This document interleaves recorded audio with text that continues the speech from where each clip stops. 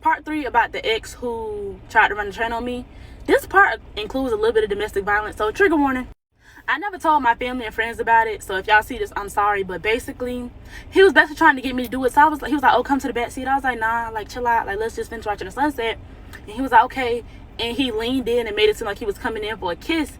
And he, like, bit down so hard on my lip that it bust. And I was like, I ain't never had a man do me like that before. So I'm like, I'm in the car screaming and I'm kicking him. And it was bad. It was embarrassing, too, because, like, I was real cool with some of the ladies who worked at the group home. So I know when I came home, they probably seen my lip and was like, what the fuck? Like, it was just super embarrassing. It was so embarrassing.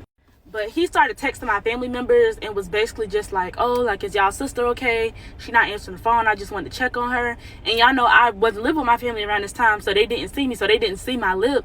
So they're basically like, hey, your boyfriend texting, like, why you ain't talking to him? But I didn't want to tell nobody because I just kind of felt like because I was just so known for fighting and I had such a hot head, people would be like, well, why didn't you fight him? Trust me, I was trying, but he really had me like in a chokehold by my lips. So I was embarrassed. I just ain't tell nobody.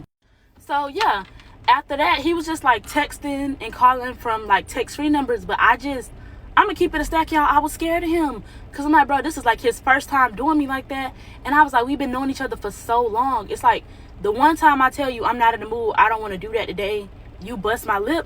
So I was avoiding that man like the plague. I was scared, I'm gonna be honest.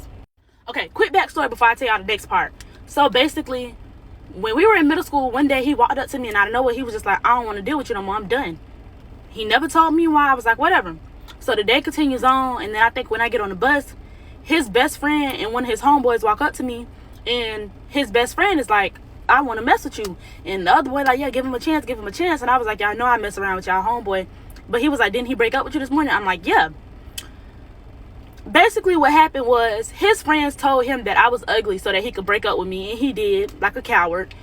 So the best friend was trying to talk to me. The best friend was like, I won't be his friend no more, I'll fight him. But I was just like, nah, that's kind of green, even though he was messing around with my friend and I ain't know. But I was like, nah, that's kind of green, I ain't gonna do him like that. I should have did him like that.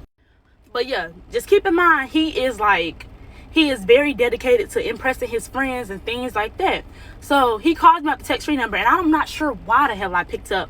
But he's talking to me, and I keep hearing a boy in the background, like, whispering. I'm like, what is going on? So he's just like, oh, I got a room. I'm sorry about everything that happened. Just come to the room.